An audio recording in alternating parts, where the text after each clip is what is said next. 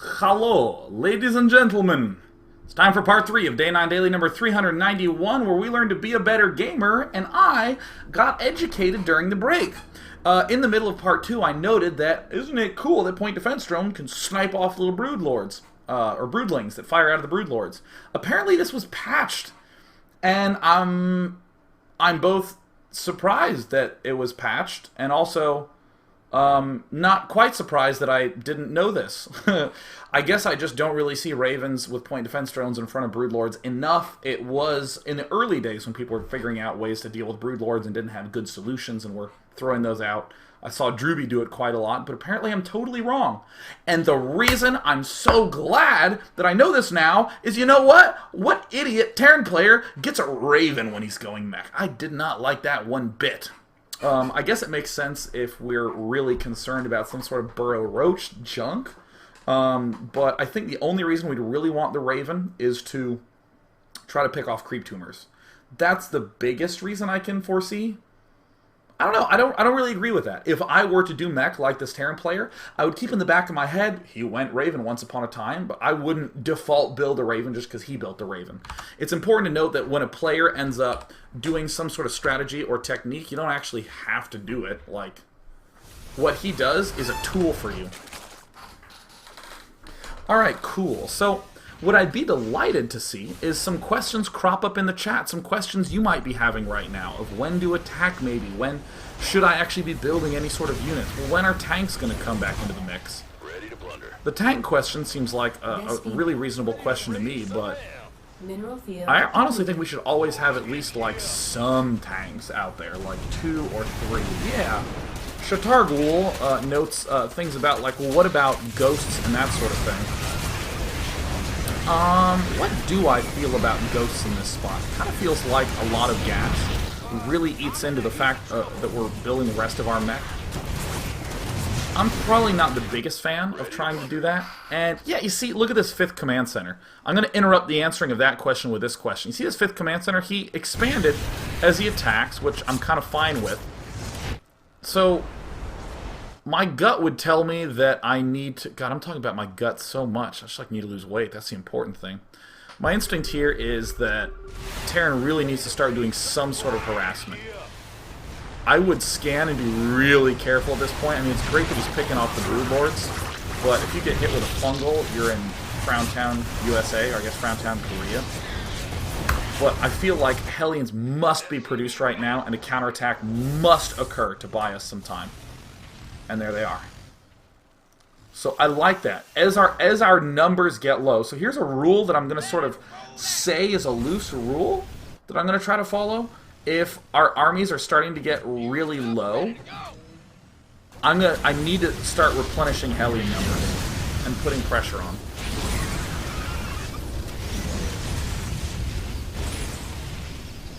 And, God, that guy's still going broodlords. Huh. And I guess it's fine to mule gold because that's just like super stupidly imbalanced.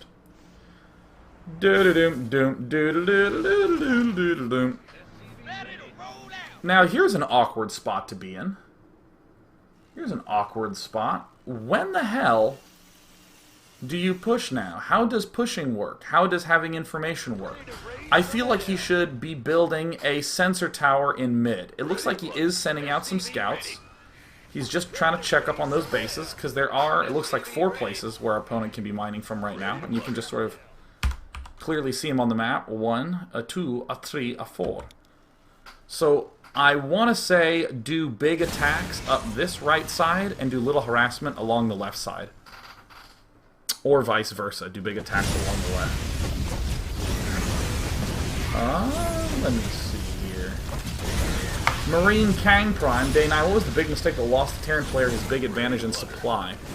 Now, though that is a completely legitimate question that deserves answering, I would say that that's not one of those future-looking questions. Like, what the hell do I do now? What do I do now? Where do I go?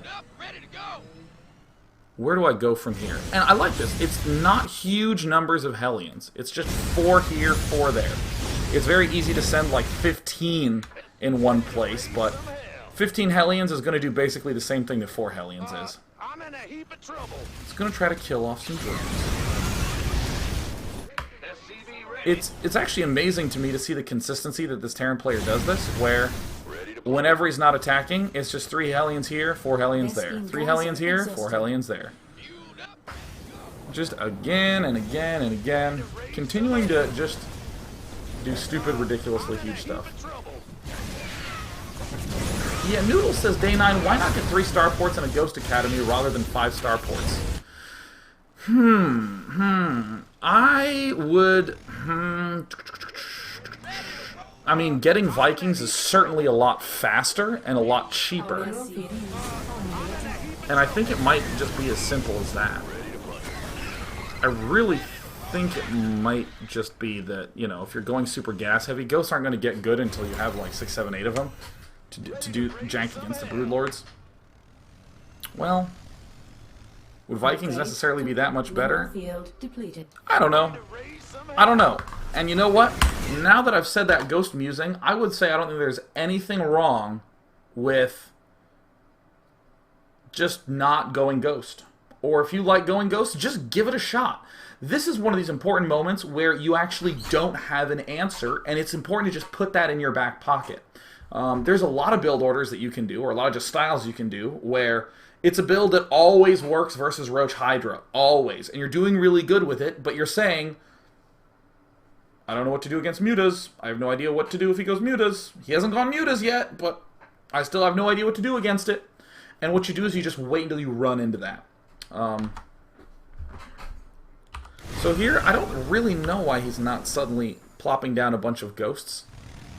I would say it was probably the emergency response thing. And also, Mech is so frickin' immobile, and Vikings give a little breath of mobility to it. This seems like a little bit over the top, sending this many Hellions in. I'm kind of surprised to see that we just basically had a completely naked base at that gold at the left, that we weren't even attempting to defend. And this engagement, I think, is going to work out so nicely for the Terran. Holy frickin' crap. People are saying, what should the tanks be target firing? I think very clearly the Infestors. And look at those wonderful Hellions. Oh my goodness. It seems like the general technique that we're seeing the Terran player do is to go absolutely apeshit with the Hellions non-stop all game long, and as he's getting more and more and more maxed, eventually he will have 0 food with Hellions, and it'll all just be tank Thor. Or in this case, just tank. I think he may have over-tanked a little bit, not too much though. Probably would build a few less tanks. Here I would still be trying to retake the gold. I think the gold is still easier to defend. I would push along the left, and I would take the gold expansion. I'm in a heap of trouble. Doing this alternating harass seems fine. I mean, harass has been working really great. Oh my god. Tycoon says, Day 9, what do you think of adding a few Ravens with Hunter Seeker Missile late game to battle the Broodlords? I think that that would actually be a huge mistake to do that. I think that you do not have anywhere remotely close to enough gas, and I think a couple Hunter Seeker Missiles have to land quite nicely, and they don't have very long range. Like a fungal or 2 will lock down all your Ravens and they'll get killed quickly. The Vikings have the range, and I think the range is a really important thing. I especially wouldn't try to do that now. I don't think there's been enough scans by this player. I would start really aggressively scanning mid. I feel like Terran has gotten fortunate with his Hellion harassment. I definitely think the first place that needs to be pushed is that left flank. I mean, one of the big things to note about golds is that they get mined out so fast that eventually it's like not even useful to harass it. It's actually kind of funny to see how difficult these battles are. Even though he has complete and total domination of the ground, it's just like so freaking hard to kill Broodlords. This is fun to watch though, because it just makes Mech look so much more active than it traditionally is. Also, I like how responsible this Terran buddy is about always killing off Zergling instead of suiciding for the drones. Now this hurts my soul. That bottom left expansion is so vulnerable. Push left, damn it. Push frickin' left. Push left. If you've just killed off a huge army of Broodlords, push left. I think that the pushing to the left is going to be really important, because each of those watchtowers really secures the back two expansions, or the two expansions behind it. So by pushing left, you secure that left base. No, no! Oh, no! Oh! God. Oh, so here's a great question. Oh, here is one of the greatest questions ever from Spedpunk. Day 9. I'm freaking about all the expos being taken. What happens then? I think that this is one of the most perfect questions to possibly ask in this situation, because something you'll see a lot of pros do is just be cool when the opponent takes a base. And that's a real sense of knowledge, or a real sense of security in the knowledge they have. But you and I might not have that knowledge. What do we do? So, to note what this Terran player is doing specifically is making sure that those expansions never really get up and operational and running and doing anything of particular effectiveness. They don't... I mean, sending all the Hellions around to harass is kind of keeping them down to like 2.5 bases at tops. And especially, let me just point this out. This betrays the idea of watching from one player's point of view. If we actually stay here on the Terran cam, when you look at the number of bases on the screen, given the last time you scanned, it feels like, oh no, he has all this money. In reality, he doesn't. But it's very easy to just look at the minimap and go 1, 2, 3, 4, 5 bases. But if you actually look at it, Zerg actually has one. He has one base. He has a single base. I'm going to re-ask the same question at the 30-minute mark. When this base was just taken, this base was up, this base was up. Even trying to take this one, hell, a few minutes later. Come on. Come on, sweetie. Load up with me. Even though all these bases are down, we really have 1, 2 bases up. This is not really operational, and this is not really operational. This is the sort of power of harassment, and Zerg will never really be able to have that many things operating too well at once. And as I just come to this last, let me see, about the freaking out about expansions. One of the best things to do when you're really freaking out about expansions is get ready to attack, and then count to 100, and then attack. Wait longer to attack than you ordinarily would. To demonstrate this point, I will rely on MS Paint. I just feel like using MS Paint. Guys, let's do this. Alright. Here we go. Here we go. We have a graph. The bottom axis, and it's so important to label your axis, is time. And I'm going to do army. Here's your army over time, right? So this is what... Here's the red for wrong. Red means wrong, okay? Wrong. Cool. This is the way that you think it'll work. I'm going to draw when expansions happen. Here's when he early expands. Here's his 3rd and 4th and 5th. Hell, we'll even do a 6th. These are all expansions, 2, 3, 4, 5, 6. And you obviously start with 1 because you have to have a base. Here's the wrong way that people think about it, is that we're building an army and then we get a little bit more of an army. Oh my god, we ran out of space. We can't even draw how huge the army is because it goes off the screen. Holy shit. So here's the right way to think about it. Every time you take an expansion, there's a dip. And it starts to come up. And then there's a dip, and it starts to come up. This is actually what's... Oops. Oh, God. This is actually what's sort of going on. Why is this the case? Why is this the case? Why does it dip down like this? Because you just spent a bunch of money building the expansion, and now you're building extra workers, and because you're building the extra workers faster, you have to build the supply depots. You don't actually get to do much with that expansion for a while. So you know what? Let's do the extreme version. Let's do on this game. let's do this game. All right, let's clear all this junk out. All right, let's clear all this out. Let's clear all this out. Yeah. Where's my brush at? Okay, so he took an expansion, and then he took another one, and then he really rapidly took a bunch of bases. Again, what would be wrong? What would be wrong is, okay, ooh, it's kind of going up.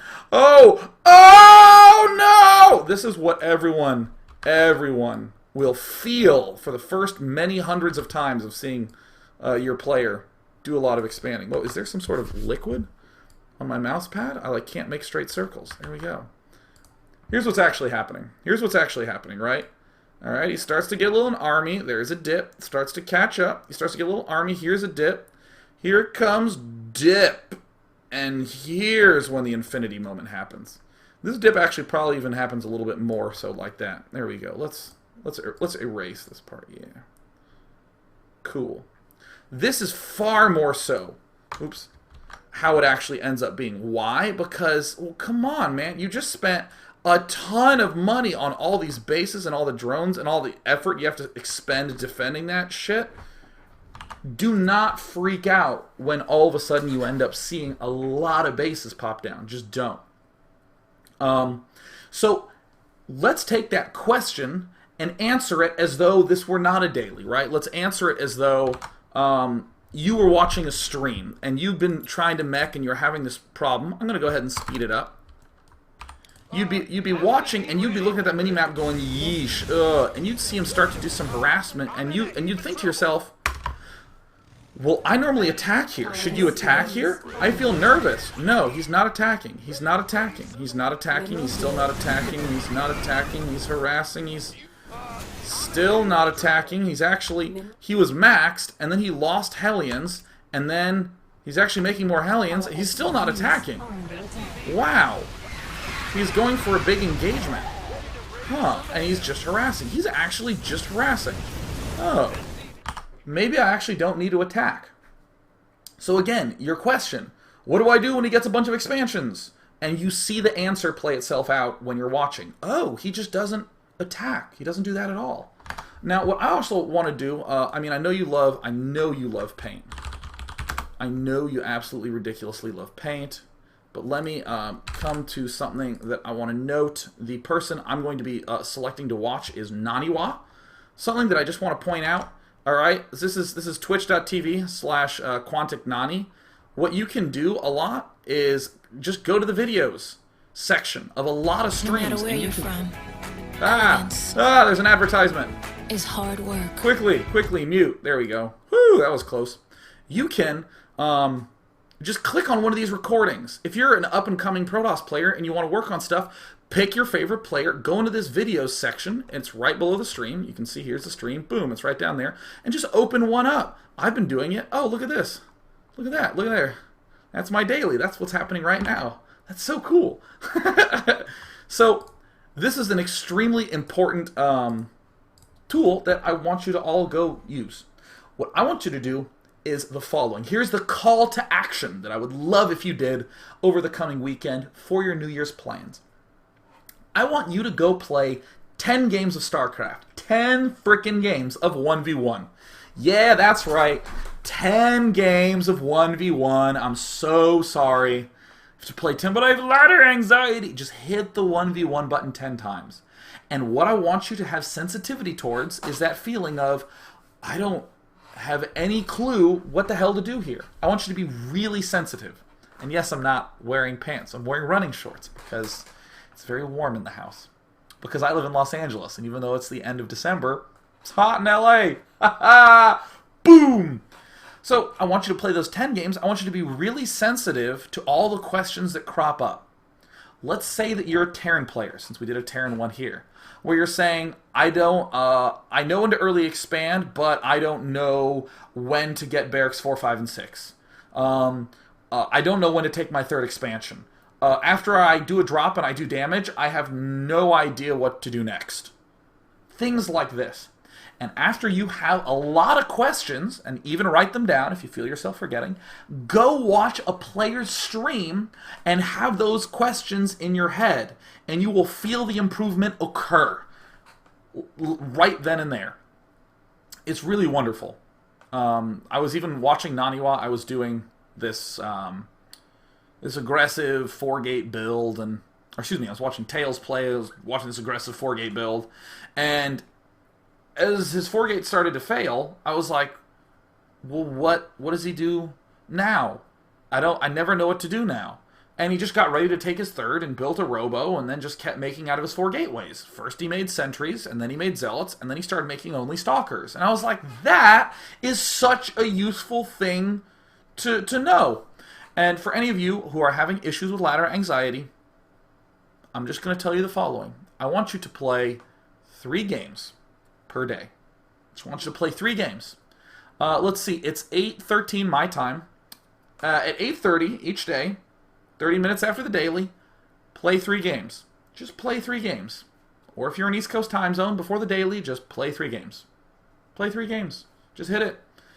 And there is nothing wrong with being in the middle of the game and going, man, fuck this game. There's nothing wrong with that. I had plenty of those where, you know, I'd like play a great game and be like, I'm the man. And then I'd like play another game and I'd be like, dude, I'm so screwed. Dude, I am, oh, God. And I would just keep playing and let myself die. Whatever. Screw it. F it. Get out there and answer them questions. Normally I would take questions, but we're kind of interacting throughout, and I've been on for an hour. Yeesh. Let's do it again tomorrow, guys. See you then. See you tomorrow. See you tomorrow. Oh. Ooh. Tomorrow for another daily.